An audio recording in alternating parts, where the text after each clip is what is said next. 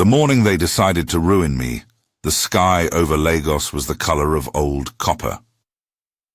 I remember that detail because I was outside when it happened, standing in the yard of my workshop on Ago Palace Way, wiping my hands on a cloth that had long since given up being clean, watching the clouds move in from the Atlantic with the slow, indifferent patience of things that have no reason to hurry. I had been awake since 4:30. I had already replaced a cracked engine mount, diagnosed a fuel injector fault on a fleet truck, and drunk 2 cups of coffee so strong they could have corrected a man's character.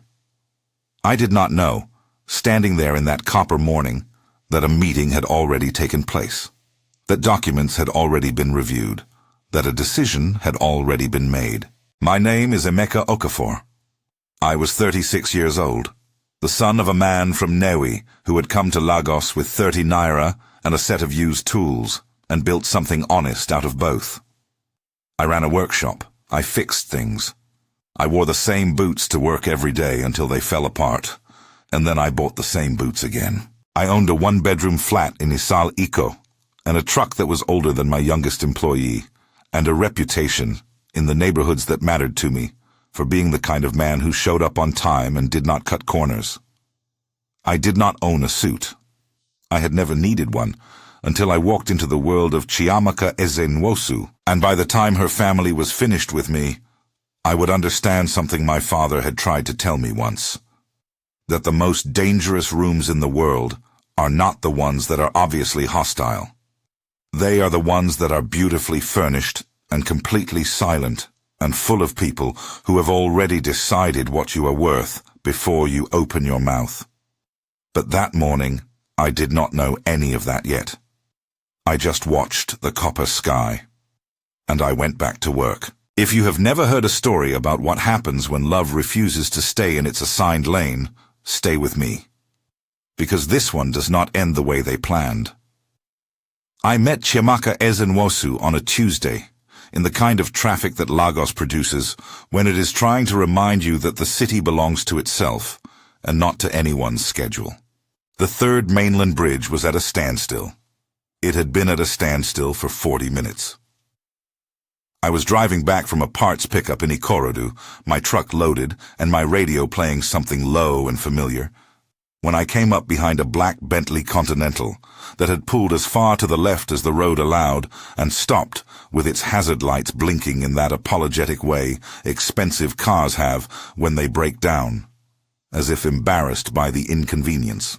The driver was out, standing at the bonnet with his phone to his ear and the specific expression of a man who handles logistics, but not mechanics. He was dressed in a grey uniform and had the upright posture of someone trained to manage situations, currently managing a situation that was outside his training. I pulled over. I did not have to. There was nothing in my morning that required me to stop for a broken Bentley on the 3rd mainland bridge, but my father had raised me to understand that a broken thing, if you have the skill and the time, is an invitation. Not an obligation. An invitation. "What happened?" I asked the driver. He lowered his phone. Coolant temperature went critical. The warning came on 20 minutes ago. I managed to get it to the side before it stopped entirely. I looked at the car, popped the bonnet. He hesitated. The hesitation of a man wondering whether this stranger in work clothes and old boots was the appropriate person to be looking at a car that cost more than most buildings in his neighborhood. Then he popped the bonnet. I looked for 4 minutes.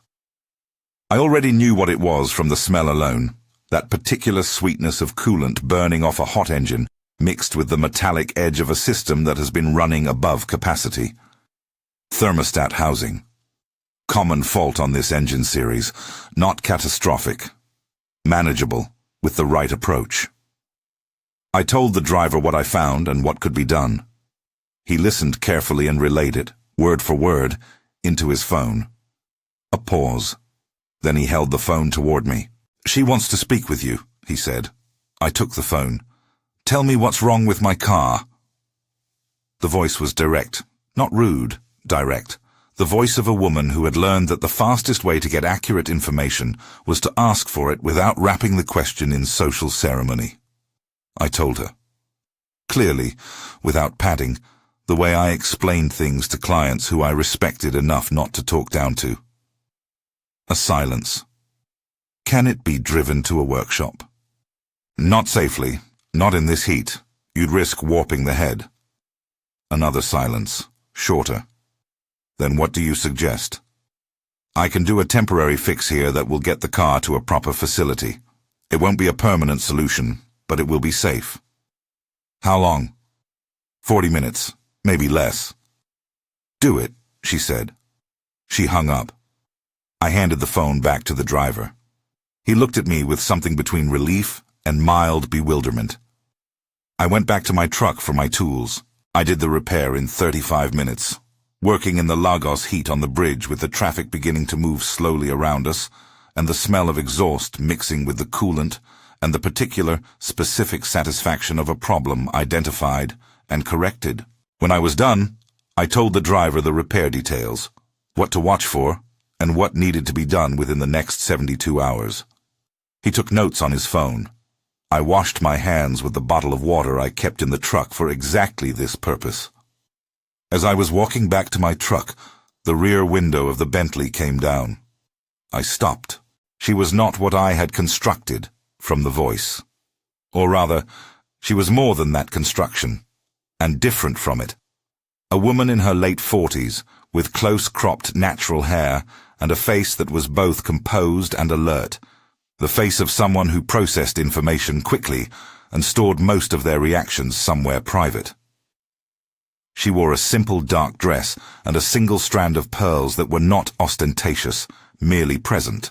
She was looking at me with the particular directness of someone who is accustomed to assessing people and is currently assessing me.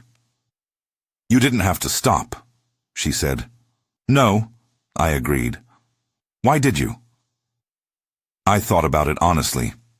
It's a fixable problem. I had the tools. It seemed wasteful not to. She looked at me for a moment. Something in her expression shifted, very slightly, barely visible, in the way that expressions shift when someone says something that lands differently than expected. "What do I owe you?" she asked.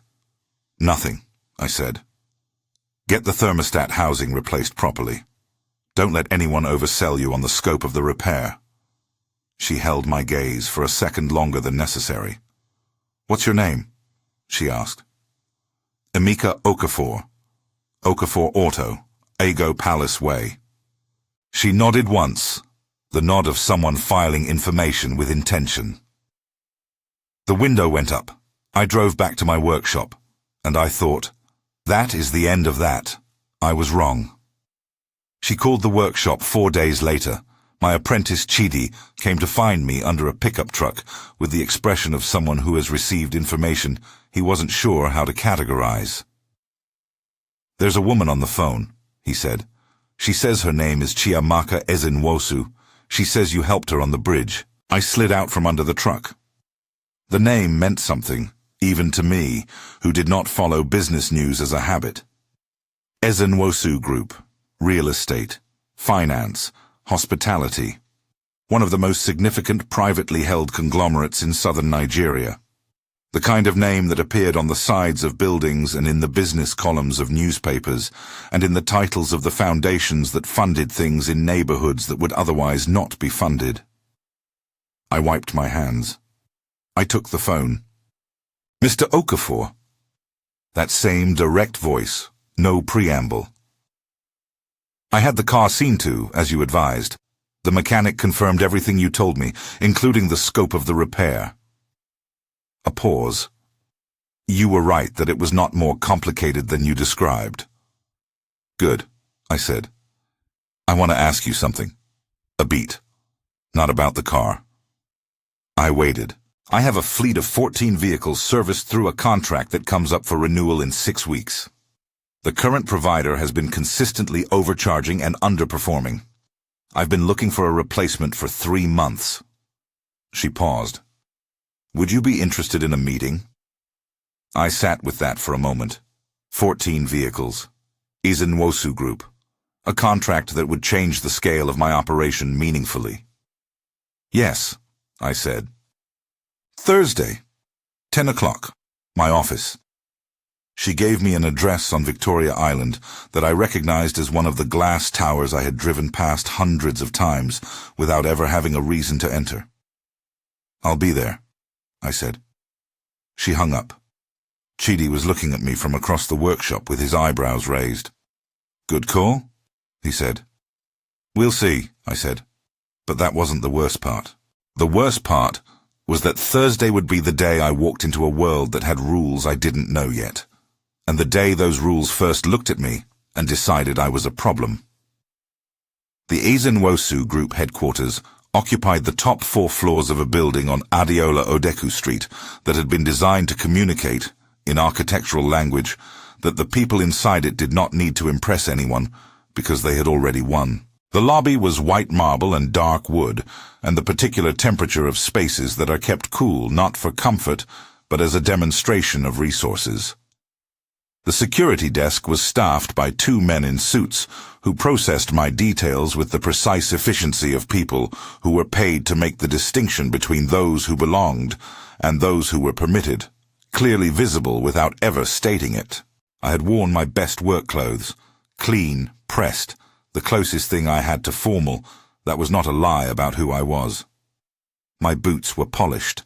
My hands were clean. I carried a folder with the workshop documentation, registration, insurance, client references, service records, because I had learned from my father that a man who walks into a room prepared is harder to dismiss than a man who walks in empty-handed. The lift opened onto the executive floor, and a personal assistant met me and walked me through a corridor lined with framed photographs, buildings, ribbon cuttings, award ceremonies, the visual record of an empire that had been built over decades and wanted you to know it. Chiamaka Ezinwosu was standing at the window when I was shown into the corner office. Standing, not sitting. Working on her feet. She turned when I came in. In the office, with the full Lagos skyline behind her, and the light doing what it does to people who occupy space with that kind of authority, she was formidable in a way that the car window had only partially conveyed.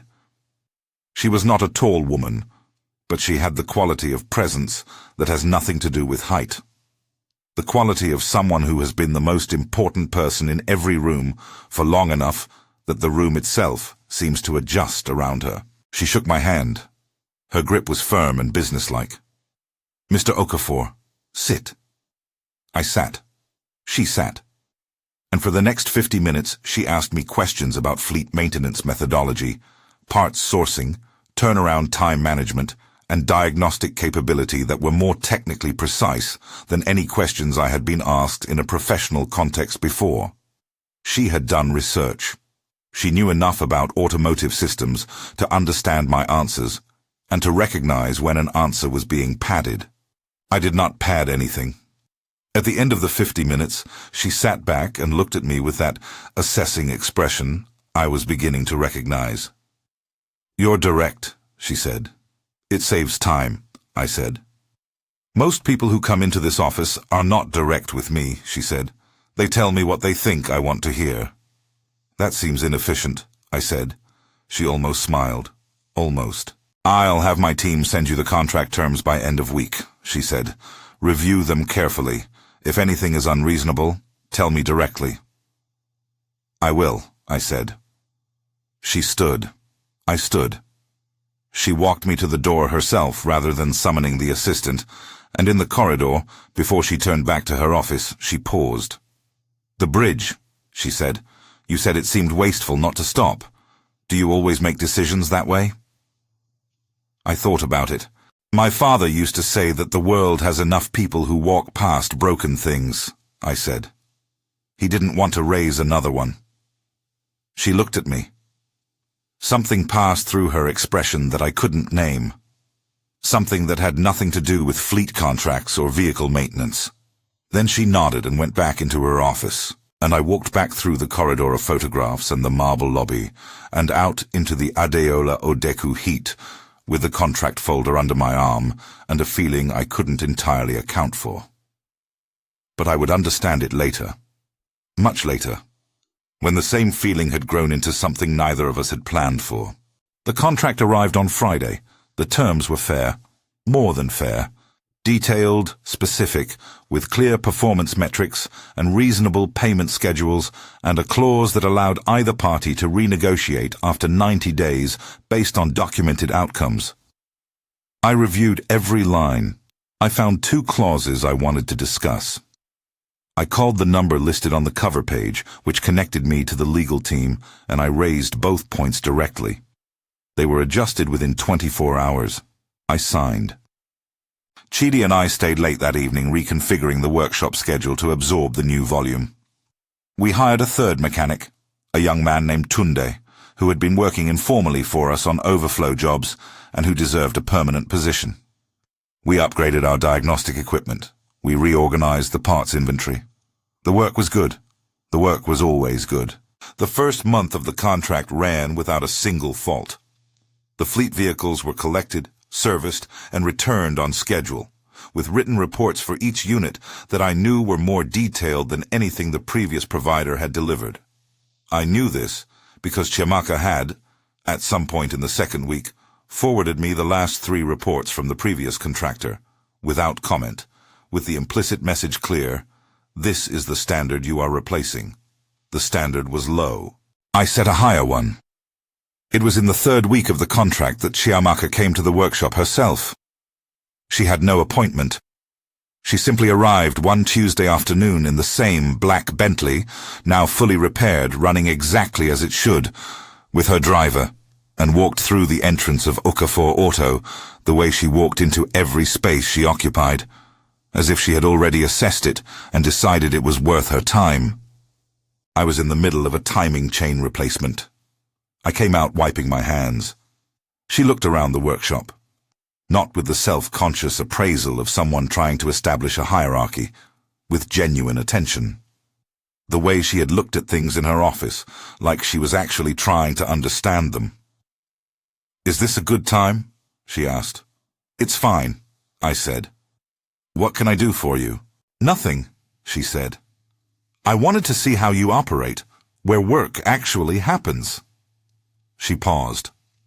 "I find that the best way to understand a business is to see it, not read about it." I nodded. "Then let me show you." I spent 40 minutes walking her through the workshop. She asked questions that were specific and intelligent. She spoke to Chidi, who was initially too flustered by the presence of someone of her stature to be articulate, and then recovered and explained the diagnostic software with genuine enthusiasm. She looked at the vehicle tracking log I maintained, a handwritten system my father had invented and that I had refined over the years because I didn't entirely trust digital records for the details that mattered most. She picked up the log and looked at it carefully. "You write these by hand?" she said. "Yes." "Why?" "Because when you write something by hand, you have to decide what matters enough to record," I said. "Digital systems collect everything. The important things get lost in the volume." She looked at me over the log. "That's a philosophy," she said. "It's just how I work," I said. She set the log down. "It's a philosophy," she repeated, with a certainty that was not argumentative but final. She left an hour later. She came back 3 weeks after that, and the week after that, and slowly, without announcement or ceremony, the visits stopped being about the fleet contract. I noticed it the way I noticed most things, not dramatically, but precisely. The way you notice when an engine's rhythm has changed, not because anything has broken, but because the balance is different. The visits grew longer, the conversations expanded. She stopped asking about vehicles and started asking about other things. The neighborhood, my father, how I had learned the trade, what I thought about a city that was always building and never quite finished. She had a way of asking questions that was unlike most people's way of asking questions. Most people asked in order to respond. They were loading their next statement while you spoke. She asked in order to listen. She went quiet when you answered, and held the answer for a moment before she said anything, as if she was turning it over, checking its weight. I had never met anyone like her. I mean that without sentimentality. I had met impressive people, capable people, people with resources and authority and the particular ease of those who have never had to wonder about the next month.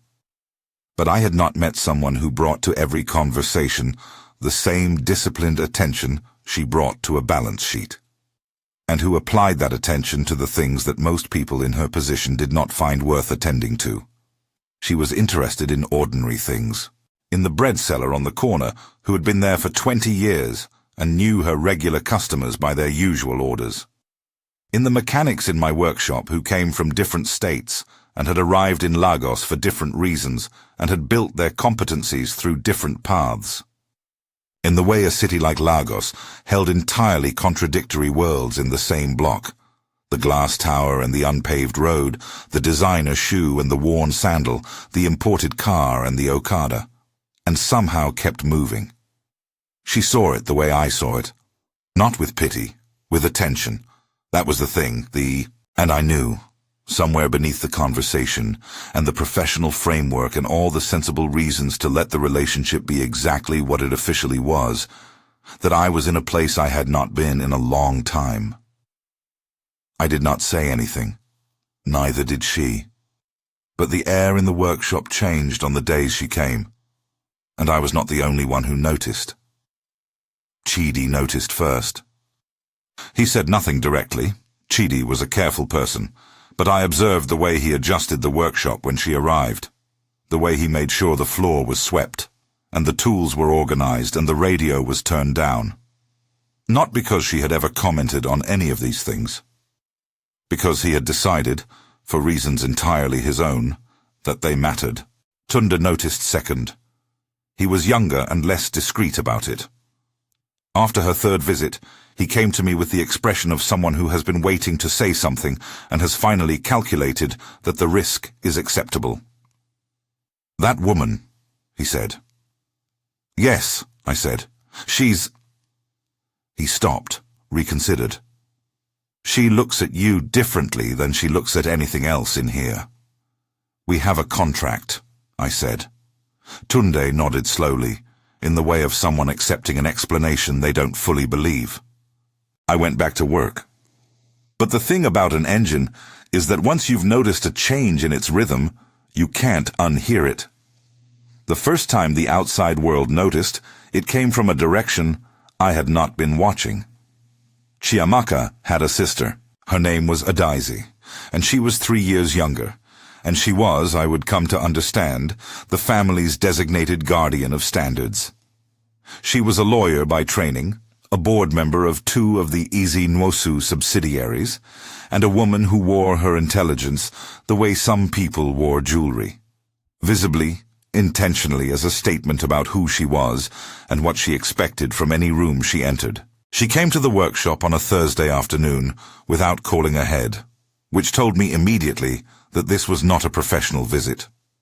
She was dressed in a tailored suit, cream and sharp, and she walked through the entrance with the particular posture of someone who has decided, before arriving, exactly what they think of a place and is merely confirming their assessment. She looked at the workshop. She looked at me. "Mr. Okafor," she said. "My name is Adayez Ezenwosu. I believe you know who I am." "I don't," I said. She seemed briefly surprised, then she recovered. "Chiamaka's sister." "Please sit down," I said. "Can I get you anything?" "No." She remained standing, deliberate. "I'll be direct with you." "Please," I said.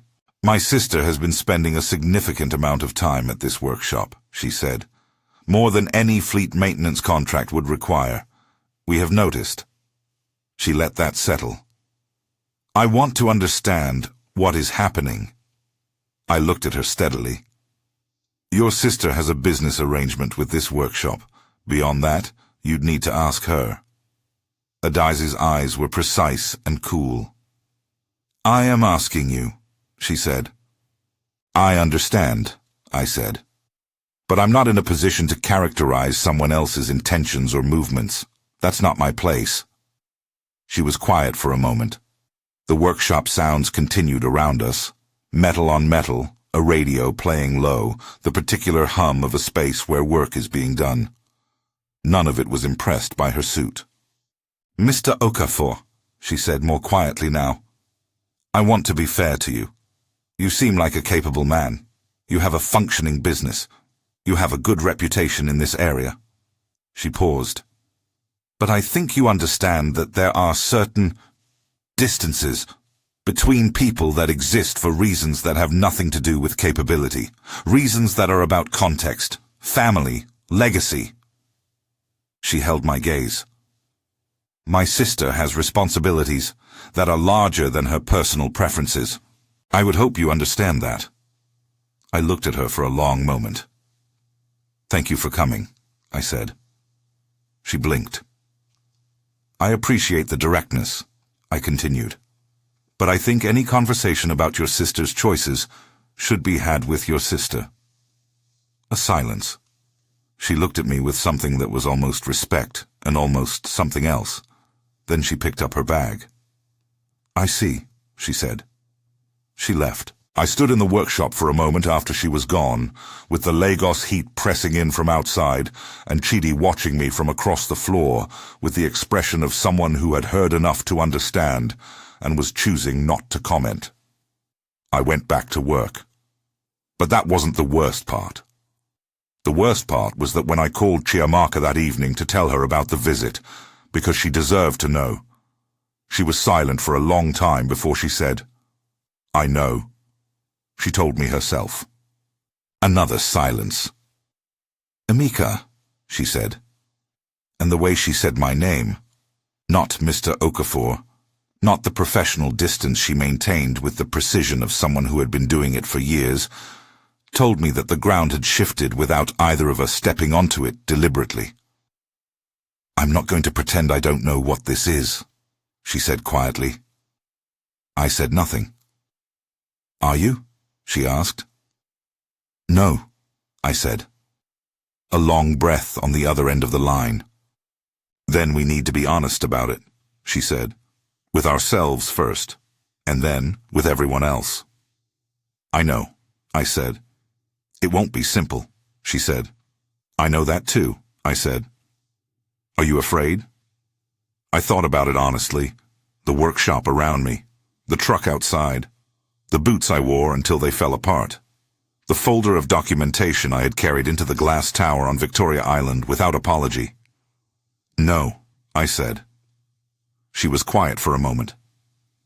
"Good," she said. "Neither am I."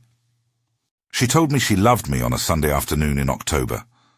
We were at my workshop, which had become, over the course of 8 months, the place where we were most honestly ourselves.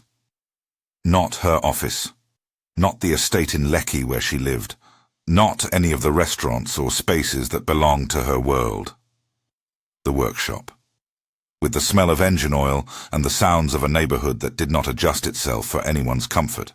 She had brought food, a container of ofe akwu from a place in Surulere that she had discovered and developed an attachment to, with Iba on the side, eating with her hands at the small table in my office, the way she never would have eaten in any of the restaurants where people recognized her name. We were talking about something ordinary, a news story about the Lagos Transportation Authority, a plan I had to expand the workshop's service bay. When she set down her food and looked at me with the particular stillness she had when she had something important to say and had been deciding how to say it. "Emeka," she said. I looked at her. "I love you," she said. Simple, direct, no prelude or performance. Just the words, said the way she did everything, with complete honesty and no apology. I set down my food. I looked at her. At the woman who had spoken to me through a car window on a bridge as if I were worth the direct question. Who had walked into my workshop and actually looked at it. Who had listened to me speak about my father and the bread sellers and the city, and held it all with the same careful attention she brought to balance sheets. "I know," I said. She raised an eyebrow. "You know?" "I've known for a while," I said. "I was waiting to see if you would say it or if I would have to." She looked at me for a moment. Then she laughed. That real laugh, surprised, unguarded, the laugh she never used in her professional world. "And you?" she said. "Since the bridge," I said. "If I'm being completely honest." She shook her head slowly. "You are the most straightforward man I have ever met," she said. "It saves time," I said. She laughed again, and then she reached across the small table, and I took her hand, and we sat like that in the October afternoon, in a workshop that smelled of oil and honest work, with the sounds of Ago Palace Way moving through the walls around us, and it was the most complete I had felt in years. But I already knew what was coming, because love that refuses to stay in its assigned lane does not travel quietly. And somewhere on Victoria Island, in a house I had never been to, decisions were already being made. The family's reaction began not with a confrontation, but with a silence. The particular, organized silence of people who have decided that something needs to be managed and are currently deciding how. Chiamaka told me about it a week after the Sunday afternoon in the workshop. She had told Adaze. Not the full story. She had not owed Adaze the full story, but enough. That there was something real, that she had chosen it deliberately. Adaze had listened, and then she had called their brother. His name was Obinna Ezenwosu, 44 years old, the eldest child, the one who had taken over the operational leadership of the group 3 years ago when their father had stepped back due to health. He was a man I had not yet met, but whose presence in the family I had understood from the way Chiamaka spoke about him. Not with fear, but with the specific wariness of someone who knew exactly how a particular machine worked and respected its capacity to cause damage. Obinna had called a family meeting. I know this because Chiamaka told me, and because she told me something else that was important. She had not been invited to set the agenda. She had been informed that a meeting was happening. The distinction mattered. "He's already decided something," she said. "What?" I asked. "I don't know yet," she said. "But Obinna doesn't call meetings to discuss. He calls them to announce." The meeting took place on a Friday evening at the family estate in Lekki Phase 1, a compound that I had not seen, but that Chiamaka had described to me once. Wide and walled and white, with a driveway that curved past a garden her mother had planted 30 years ago and never stopped tending. Chiamaka came to the workshop afterward.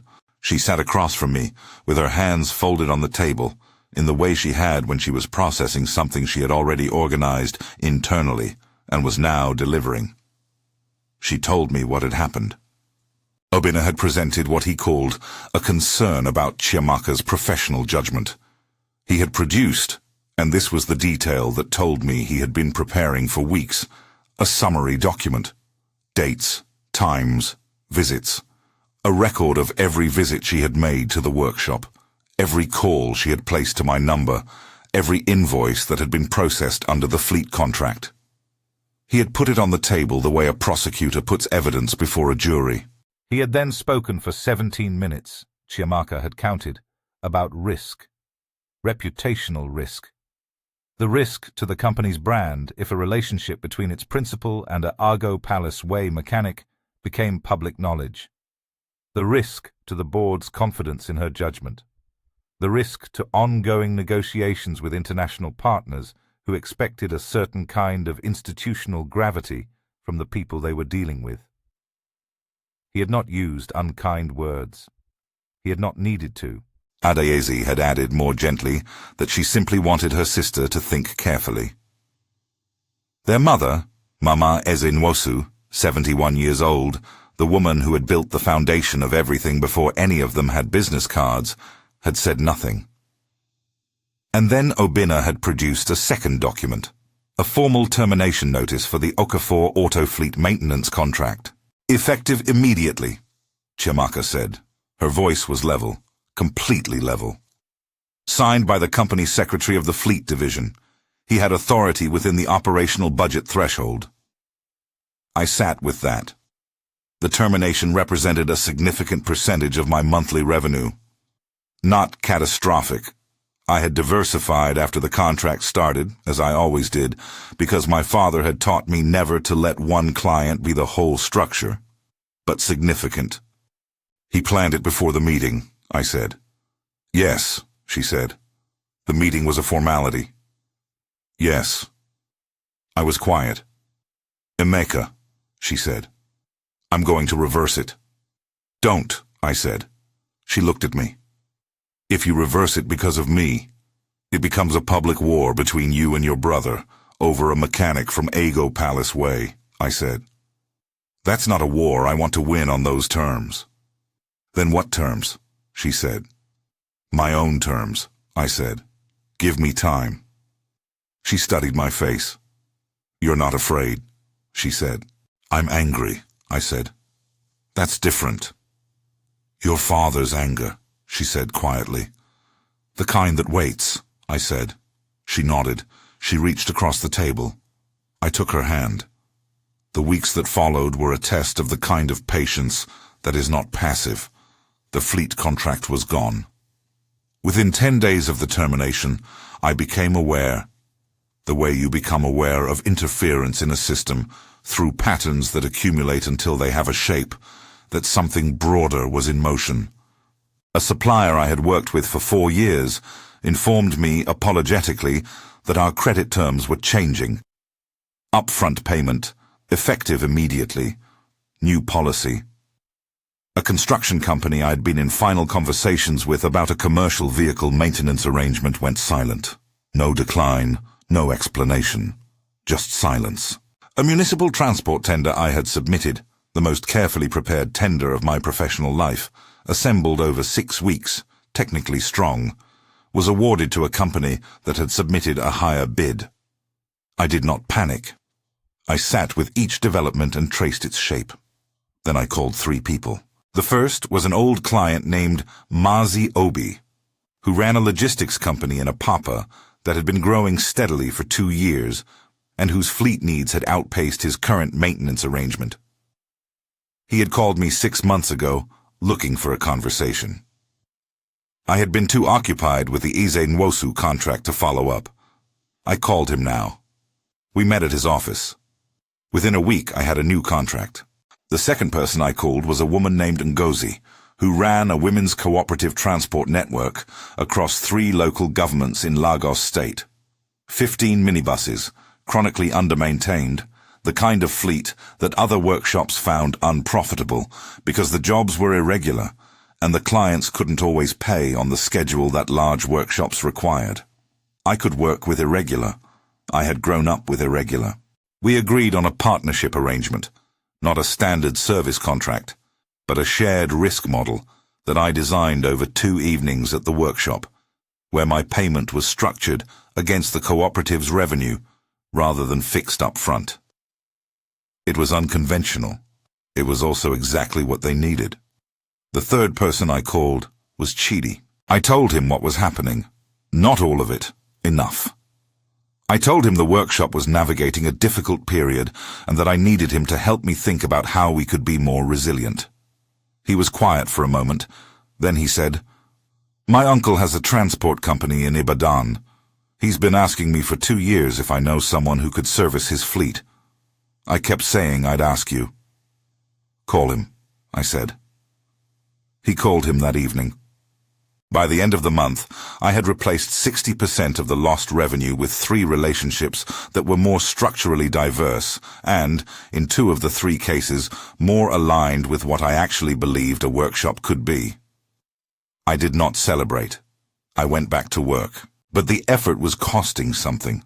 Not financially, I was managing. But in the hours and the sleep and the constant calculation, the constant assessment of which problem needed, which solution at which moment. I was 36 years old, and I had been running on the particular fuel of dignity for long enough to know it was a finite resource. What I did not account for was that Obinna was watching, and that a man who had terminated a contract as a warning would not stop at a warning if the warning didn't work. The second move came through a newspaper. A column in one of the business weeklies. The kind of column that carries no byline, written in the language of industry gossip that everyone in Lagos's business community reads and nobody officially endorses. It contained a paragraph about the CEO of a prominent Izinwosu subsidiary and a personal association with a service vendor that has raised questions about procurement ethics within the group. No names. It didn't need names.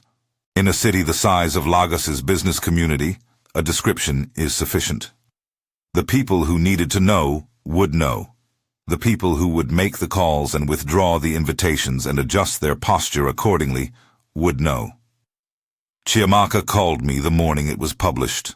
Her voice was controlled, but underneath it, for the first time in all the months I had known her, there was something that sounded like the beginning of real anger. "I know it was Obinna," she said. "I can't prove it, but I know." "Does it matter, proving it?" I asked. "It matters to me," she said. "It's a lie. The procurement process was completely clean. Your contract was reviewed independently. There's no ethics question. There's just my brother deciding that if he can't remove you directly, he'll remove you by reputation." I was quiet. "Emeka," she said, "I need to ask you something honestly." "Ask. How bad is it, the business? After the contract, and now this. How bad is it really?" I thought about what to tell her. I thought about the Mazi Obi contract and the cooperative arrangement and Chidi's uncle in Ibadan. I thought about Tunde, who had stayed even when I had warned him the near future would be uncertain, and who had shown up every morning with the faithful regularity of someone who has decided that a man's character is worth more than his current circumstances. "It's hard," I said, "but I'm still standing." A silence. "I'm not going to let him do this," she said. "I want you to know that." "Chiamaka," I said carefully, "what are you planning?"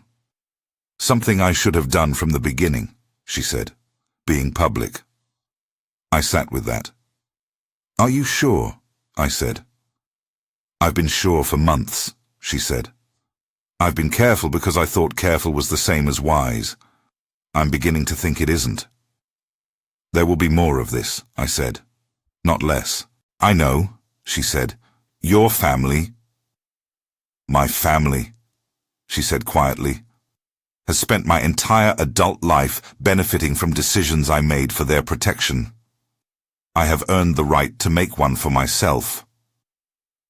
The workshop was quiet around me. The October light came through the open door in a long, dusty bar. "Then whatever you decide," I said.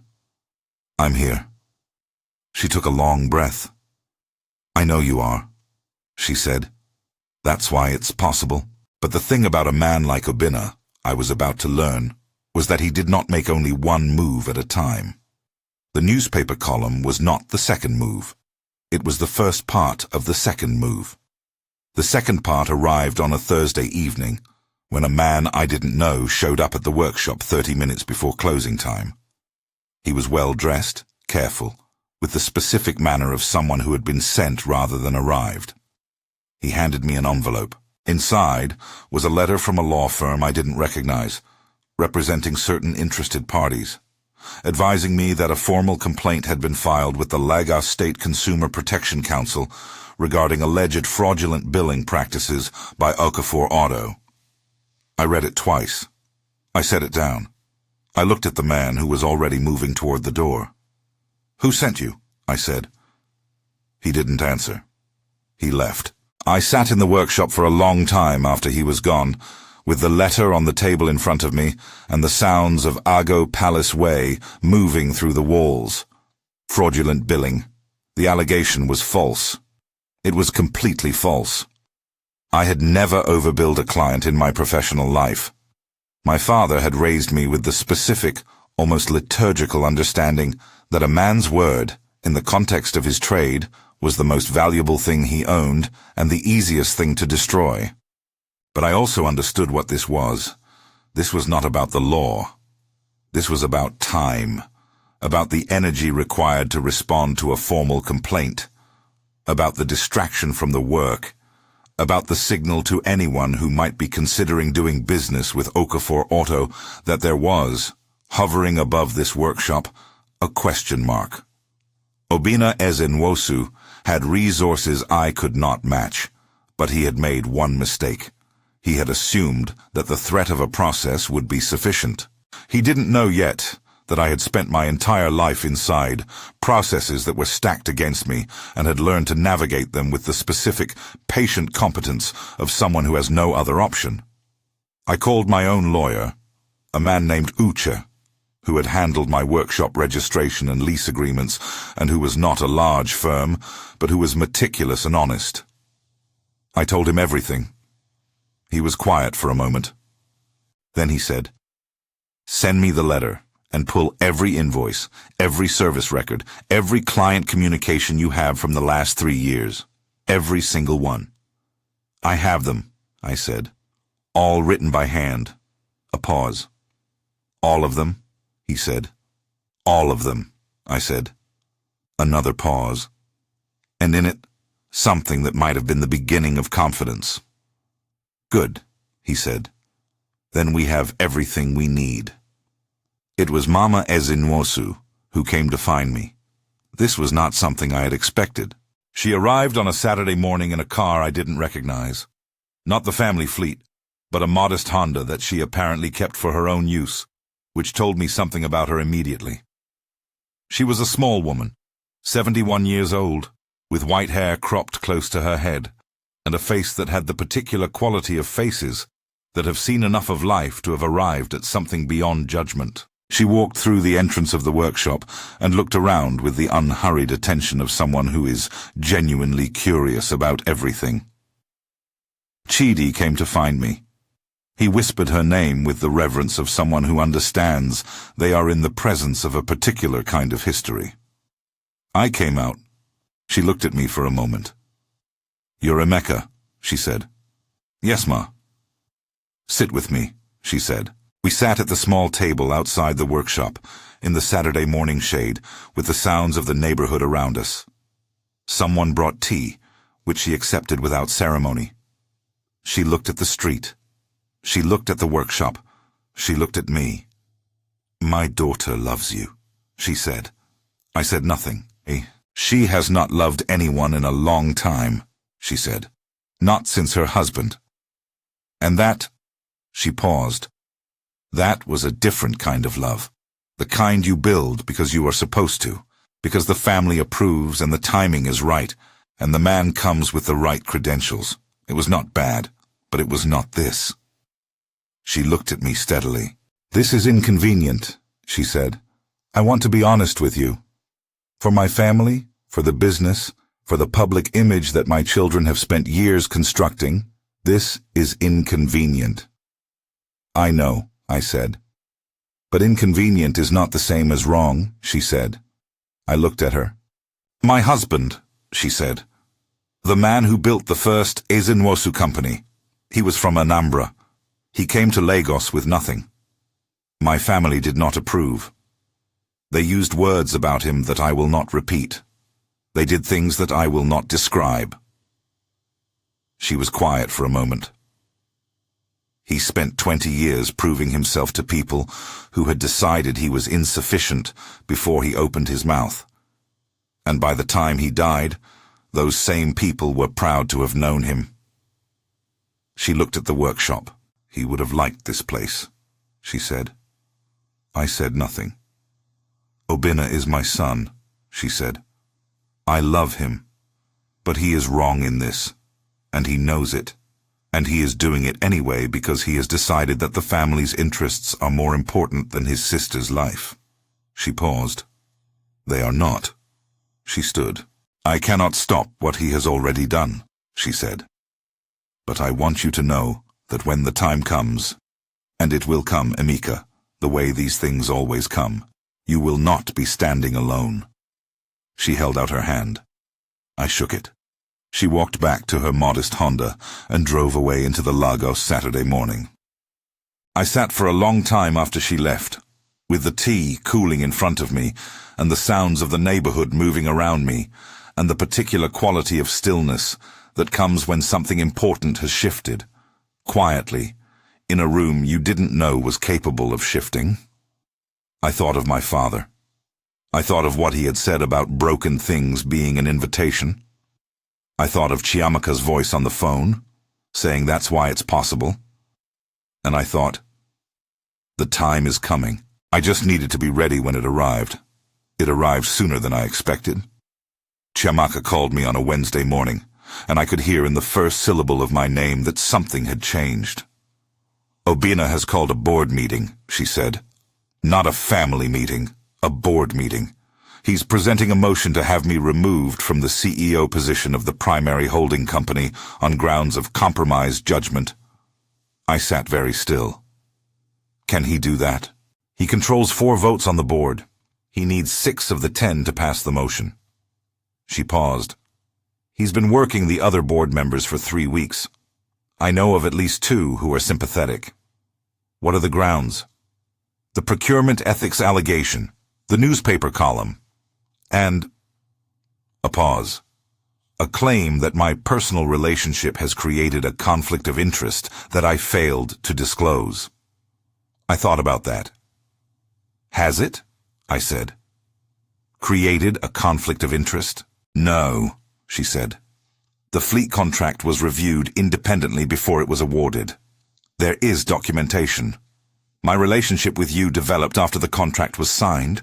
There is a clear timeline. She paused. But a board motion doesn't require truth. It requires votes. When is the meeting? Friday. 2 days. Chiamaka, I said. What do you need?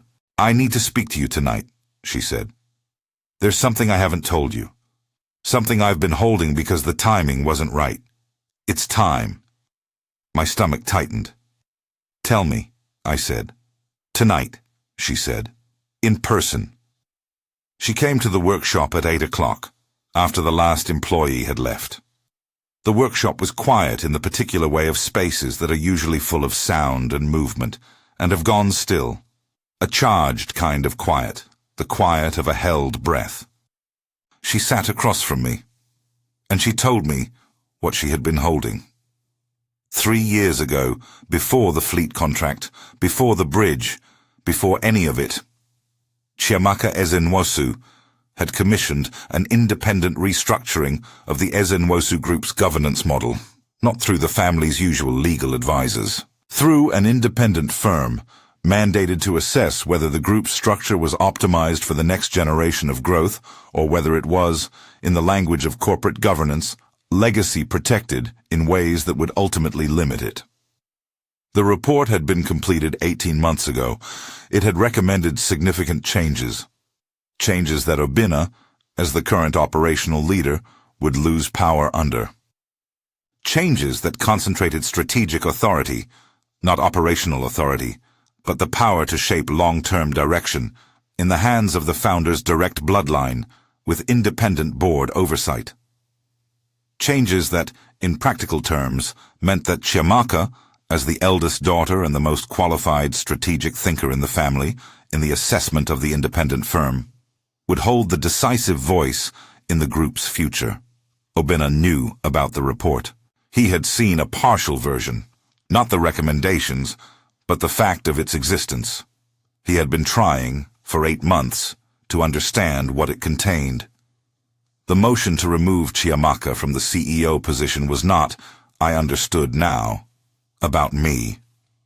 I had been a convenient weapon in a war that had been building for 3 years. The board meeting on Friday, Chiamaka said, is Obina's attempt to remove me before the restructuring becomes official. Once the report is formally presented to the full board, the governance changes can be voted on. If I'm not in the room as CEO, the process is delayed. If the motion succeeds, it may be derailed entirely. I looked at her. Does he know you have the full report? He suspects, she said. He doesn't know I've also prepared a full response to every allegation in his motion. She paused. With documentation. And the procurement ethics allegation? Completely refuted, she said.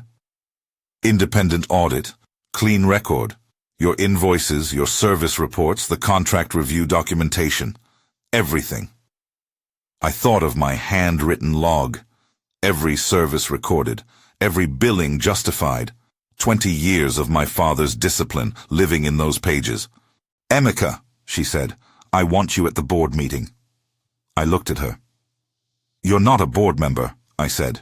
"No," she said, "but the chair of the board has the authority to invite witnesses to a misconduct hearing, and Obinna has framed this as a misconduct hearing." She held my gaze. "He invited a weapon into the room. I want the room to see what that weapon actually is." The workshop was very quiet around us. The Lagos night moved beyond the walls. I thought about the copper sky on the morning they had decided to ruin me. I thought about my father, fixing engines in a city that had no interest in his name. I thought about everything that had been taken and everything that had held. "I'll be there," I said. She reached across the table. I took her hand. And that night, in a workshop on Ego Palace Way that smelled of oil and honest work, with the sounds of a neighborhood that had never needed to adjust itself for anyone, we sat together in the particular silence of two people who have decided to walk into something difficult and are not afraid of it. The board meeting was in 2 days, and none of them knew yet what was waiting inside that envelope. The Izenwosu Group Board met in the main conference room on the 32nd floor of the Victoria Island Tower, and the room was everything that kind of room is designed to be, long and severe, with a table that could seat 20, and was currently occupied by 10, with floor-to-ceiling windows that looked out over Lagos Harbour, and made the city feel like a backdrop, something decorative and distant, something that existed to frame the people inside rather than the other way around. I arrived with Chamaka at 8:55. I had worn my best clothes, not a suit.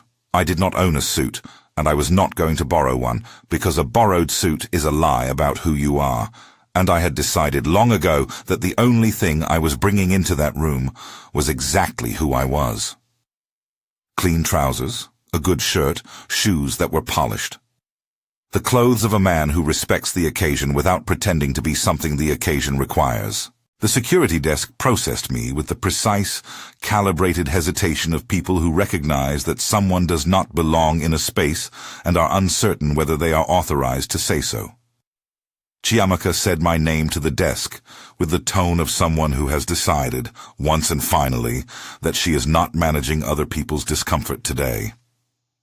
We went up. The conference room was already occupied when we entered. 8 of the 10 board members were seated. Obinna was at the far end of the table, with a folder in front of him, and the composed expression of a man who is prepared for every scenario and is ready for all of them. Adiz was beside him, in a suit that was as sharp as every suit she had ever worn, with a legal pad in front of her and a pen already in her hand. 2 chairs were at the near end of the table.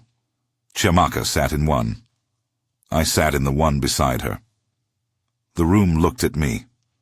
Not all of them looked the same way. Some looked with the professional neutrality of people who have been trained to withhold judgment in formal settings. Some looked with the specific quality of assessment that board members carry, the rapid, practiced evaluation of a new variable entering a known equation. One older man near the window looked at me with something that was simply curiosity. Obinna looked at me with the expression of someone who has placed a chess piece on the board and is watching his opponent pick it up. He had invited the allegation. He had expected to use it. What he had not expected was that I would be in the room to answer it. The board chair, a woman named Dr. Folik Adeyemi, 70 years old, a former central bank director who had served on this board for 11 years, called the meeting to order with the unhurried authority of someone who has chaired enough rooms to know that the first 60 seconds establish everything. She noted the attendance. She noted, without comment, my presence, and stated that I had been invited as a material witness under the provisions of the group's governance charter, which permitted the chair to call witnesses in proceedings that involved factual disputes. She said this calmly and without looking at Obinna. which told me she had already reviewed the charter and made her determination before the meeting began. Obinna's jaw tightened, slightly, almost invisibly. He had not expected this either. Dr. Adeyemi invited him to present his motion. He spoke for 22 minutes. He was good. I will give him that. He was organized, precise, and he kept his voice at the level of a man presenting a business case rather than prosecuting a family member, which was the right choice, and he knew it. He laid out the timeline of events, the fleet contract, the visits to the workshop, the newspaper allegation, the consumer protection complaint, in a sequence that was designed to look like accumulating evidence of a pattern. He used the word judgment 7 times. He used the phrase institutional integrity 4 times. He did not use my name once. He referred to me, throughout, as the service vendor. When he finished, Dr. Adeyemi thanked him. She asked if any board member had questions before they moved to the response. 2 members asked clarifying questions about the procurement process. Obinna answered them smoothly. Then Dr. Adeyemi looked at Chiamaka. "You have the floor," she said. Chiamaka opened the folder in front of her. She did not look at Obinna. She looked at the board. She spoke for 31 minutes. She was not good. She was excellent in the specific, disciplined way of someone who has been in rooms like this for 20 years and understands that the purpose of a presentation is not to win an argument, but to make the truth visible. She separated every allegation from its surrounding context and examined it independently, the way a mechanic isolates a fault, not looking at the whole system at once, but following each symptom to its source. The procurement ethics allegation.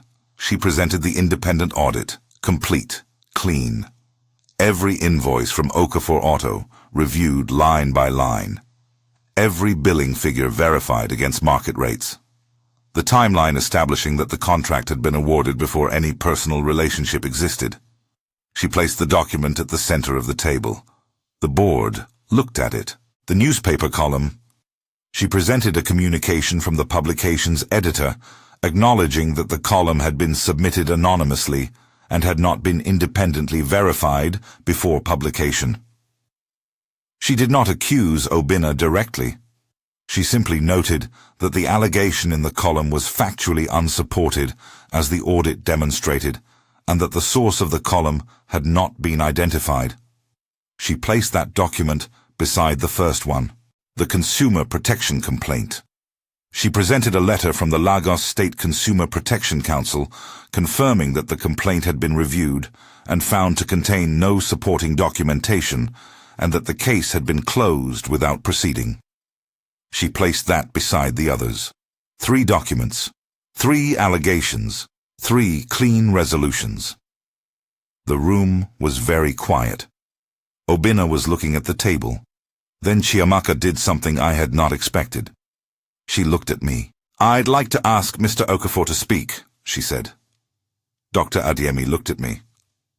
"Mr. Okafor." I looked at the board. 10 faces. Some watchful, some carefully neutral, 1 or 2 already recalibrating. I did not have a folder. I did not have a presentation. I had what I had always had, the record of the work, which I knew by heart, and the particular steadiness of a man who has nothing to hide and therefore nothing to manage. I spoke for 8 minutes. I described the fleet contract, the process by which it had been awarded, the performance metrics I had been given, the outcomes I had delivered. I described the service record. I described the billing methodology. I described the handwritten log that recorded every vehicle, every job, every charge, and I placed a copy of the relevant pages on the table, because I had brought them. The older board member near the window picked up the pages and looked through them with the attention of someone who was genuinely reading, not performing. I said, The allegation of fraudulent billing is false. I have records going back 4 years that demonstrate a consistent billing methodology. I have client references available from every major account I have held in that period. I have an independent mechanic's certification and a workshop registration that has been renewed annually without issue. I paused. I am a mechanic from Ago Palace Way. I fix things. I have been fixing things professionally for 15 years, and I have never once charged a client for work that was not done or a part that was not replaced. I looked at the table. That is all I have to say. I sat back. The room was quiet. The Lagos harbour glimmered in the window behind Obinna's head, indifferent and constant. Dr. Adeyemi looked at Obinna. "Is there anything you would like to add to your motion?" she said. Obinna looked at the 3 documents in the center of the table. He looked at the pages from my log, still in the hands of the board member by the window. He looked at his sister. Something moved through his face that was complex and human, and that I recognized because I had seen it before. The particular expression of a man who has committed to a position and is now standing in front of the consequences of that commitment and realizing in real time that the position is not where he thought it was. He was not a bad man. I want to be clear about that. He was a man who had decided that what he was protecting was worth what he was doing, and he had been wrong, and he was beginning to understand it. "No," he said. His voice was even. "Nothing to add." Dr. Adeyemi nodded once. She looked at the board. "I'd like to call a brief recess before we vote on the motion," she said. 15 minutes. The room stood and dispersed toward the windows, toward the water table, toward the particular informal reconfiguration that happens when a formal proceeding pauses and people arrange themselves according to what they actually think rather than where the agenda placed them. I stood and walked to the window, and walked. The city was below and beyond, vast and loud and alive, and completely indifferent to what had just happened in this room. The bread sellers, and the Okada riders, and the construction workers, and the logistics drivers, the whole enormous churning ordinary machinery of Lagos, going about the work of the day. I heard footsteps behind me. I turned. Obinna was standing 2 feet away. He looked at me with the expression of a man who has decided to do something difficult and is doing it before he can reconsider. "I owe you an apology," he said, quietly, so that only I could hear. I looked at him. "Not for protecting my sister," he said. "I won't apologize for that, but for the methods." His jaw was set. His eyes were direct. The consumer complaint, the newspaper, those were wrong. I knew they were wrong when I did them. I held his gaze. "Why are you telling me this?" I said. "Because my mother told me something last week," he said. "She told me that my father spent 20 years proving himself to people who had decided he was insufficient before he spoke." He paused. "I have been doing the same thing to you." The Lagos harbour moved in the window behind him. I said nothing for a moment. Then I said, "I'm not looking for an apology, Obinna. I'm looking for the space to be who I am, without someone deciding in advance what that means." He nodded. Once. The nod of a man who has heard something true. He walked back toward the table. The 15 minutes ended. The board reconvened. Dr. Adeyemi called the vote on Obinna's motion. It failed. 2 votes in favor. 8 against. The room did not erupt. These were not people who erupted. But there was a shift, a collective adjustment, like a room that has been holding a particular angle for a long time and has finally been allowed to straighten. Dr. Adeyemi noted the result, recorded it, and moved to the next item on the agenda, which was the governance restructuring report. Chiamaka placed the full document on the table. The board read. The weeks after the board meeting were not triumphant. That is the thing about real life. It does not arrange itself into the clean arc of a story, where the climax is followed by celebration and everything resolves into brightness. Real life is more patient and more complicated than that. The governance report was received and debated. The recommendations were significant, and not everyone on the board embraced them immediately. There were 3 subsequent meetings, 2 independent reviews, and a process that took 4 months to reach a formal vote. During those 4 months, Emeka worked with the precision and the stamina of someone who had been building toward this moment for years, and was not about to let impatience undo the work. The restructuring passed. Not unanimously, 7 votes to 3. But it passed. Obinna retained his operational role. The report had not recommended removing him. It had recommended adjusting the balance of authority, not eliminating his contribution. He was good at operations. He had always been good at operations.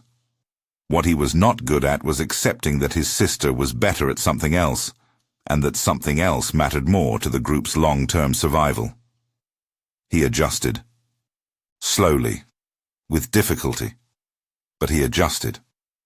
The formal acknowledgement, the moment when he stopped treating the new structure as a temporary inconvenience and started engaging with it as the reality, came 6 months after the vote, at a strategy session where he presented an operations plan that had been visibly and deliberately built around the governance framework Emeka had established. He did not say anything about it. He did not need to. Emeka said nothing about it either. That was the language they had always spoken best, the language of things that do not need to be named to be understood. Daisy was harder. She was more precise in her resistance, more articulate about her objections, more willing to argue every point. But she was also, I came to understand, more honest than her brother in one specific way. She argued openly rather than maneuvering privately, which meant that when she changed her mind, she changed it openly too. 6 months into the new structure, she called Emeka and said that she had reviewed the independent assessment of the restructuring's first quarter outcomes and that the numbers supported the approach. She said it with the professional neutrality of a lawyer evaluating evidence. Emeka told me about the call afterward. That's Adai's saying she was wrong, she said. Without saying she was wrong, I said. That's the only way she knows how, she said. And there was no bitterness in it. Just the affectionate accuracy of someone who has known a person their entire life. Mama Ezinwosu came to the workshop again, 3 months after the board meeting. She arrived on another Saturday morning in the modest Honda, and she sat at the table outside with her tea and looked at the street and the workshop and the Saturday morning life of Ago Palace Way, with the same unhurried, genuine attention she had brought the first time. She said, "My husband would have come here on a Saturday too." I said, "You would have been welcome." She looked at me. Something in her face was very still and very warm at the same time. "Take care of her," she said. "Not because she needs taking care of, but because she has been taking care of everything for so long that someone needs to notice when she is tired." I nodded. She drank her tea. She drove away. I went back to work. The consumer protection complaint was formally dismissed 4 weeks after the board meeting, with a written finding that the complaint had contained no supporting evidence and had been submitted without substantiation. Uche sent me the dismissal notice with a brief message, "Clean record," as expected. The supplier who had changed my credit terms called 2 months later to say that the new policy had been revised and that my previous terms had been reinstated. He did not explain the revision. I did not ask. The construction company that had gone silent eventually called and asked if I was still available for a conversation. We met. We agreed on a maintenance arrangement that was smaller than what we had originally been discussing, but was honest and manageable, and grew steadily over the following year. The municipal transport tender, the one that had been awarded to a higher bidder, came back around 8 months later, when the winning company failed to meet its performance requirements. I was invited to submit again. I submitted the same tender I had submitted the first time, because it had been right the first time. I was awarded the contract. I did not say anything to anyone about the timing. I just did the work. The workshop grew. Not explosively. There was nothing explosive about it. It grew the way things grow when the foundation is right, and the work is consistent, and the people doing it believe in what they're doing. We hired 4 more mechanics. We expanded the service bay. We formalized the partnership with Ngozi's cooperative transport network into a long-term arrangement that became, over 2 years, something that both of us were quietly proud of. Chidi was promoted to workshop manager. He handled it with the particular combination of competence and controlled anxiety that I had come to associate with good people taking on new responsibility. Worried enough to be careful, capable enough to be effective. Tunde turned out to have a gift for electrical diagnostics that was, frankly, better than mine in certain specific areas. I told him so. He looked at me for a moment with the expression of someone who had not been expecting to hear that from his employer, and then he nodded and went back to work with the quiet, focused intensity of someone who has been given something worth growing into. Chiamaka and I did not rush. I want to be clear about that, because the story of how we got together has a momentum to it that might suggest a pace that was not ours. We had known each other for almost 2 years before the board meeting. We had been honest about what we felt for months before anyone in her family knew. And after the board meeting, after the restructuring, after all the noise and the documents and the votes, we simply continued being what we had been in the workshop on Ago Palace Way, eating ofe akwu and talking about ordinary things, which was the most important thing we had ever done. She came to the workshop on Saturdays when she could. I went to the Lekki estate on Sunday evenings sometimes, and we sat in the garden, a different garden from the one in my world, wider and quieter, with her mother's flowers still perfectly maintained by a gardener who had been there for 30 years, and talked about the week and the city and the things we were building and the things we were still figuring out. She met my mother on a Thursday afternoon in November. My mother, who was 68 years old and had the particular quality of women who have spent their lives watching people with the precise attention of someone who has learned that what a person does when they think no one is looking is the only information worth having, looked at Chiamaka for about 30 seconds. Then she looked at me. Then she went to the kitchen and came back with food. That was the whole verdict. I understood it completely. The Ezenwosu Foundation launched a vocational training initiative the following year, one of the governance restructuring's first major external programs. It funded skills training centers in 3 Lagos local governments, focused on automotive mechanics, electrical systems, and construction trades. Chiamaka asked me to help design the automotive curriculum. I spent 6 weeks on it.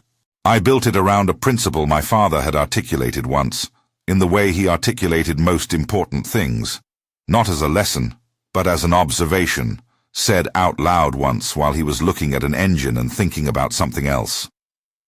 He had said, "The person who understands why something broke is more valuable than the person who knows how to replace the broken part. Anyone can replace parts. Understanding takes longer, but it lasts." I put that principle at the beginning of the curriculum document. Chiamaka read it. She looked up at me. "Your father," she said. "He was a mechanic," I said. "He was a philosopher," she said. "Same thing," I said. She smiled. The first cohort of the training program was 41 students, ranging from 16 to 29, from neighborhoods across Lagos that the Victoria Island Tower had never needed to think about. They came with different histories and different levels of prior knowledge, and the specific combination of hunger and wariness that young people from those neighborhoods carry. The hunger to build something, and the wariness of a world that has not always rewarded that hunger with fairness. I taught 2 sessions personally, not because it was required, because I wanted to.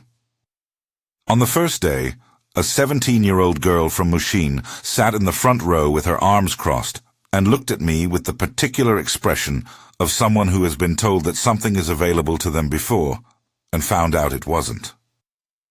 I looked at her.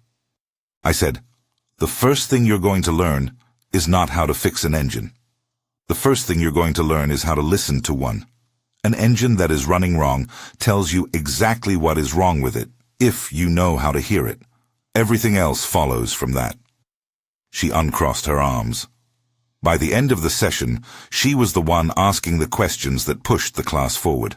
Her name was Ifeoma. 6 months later, she was the top student in her cohort. I did not tell anyone about that specifically. It was her achievement, not mine.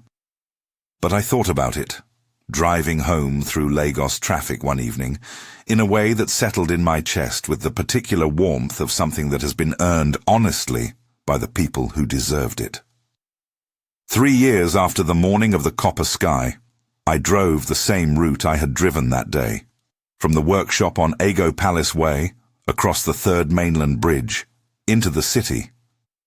The bridge was its usual self, traffic moving in the slow, particular patience of Lagos, not a resignation, but an adjustment, the city's way of insisting on its own pace against everyone's schedule. The vendors weaving between cars, the music from a bus ahead of me moving through my open window.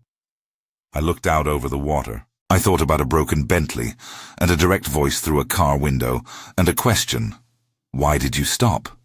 that I had answered honestly without knowing that the honesty would change everything.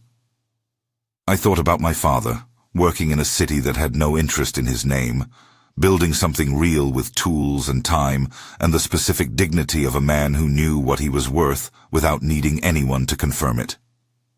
I thought about everything that had been taken and everything that had held.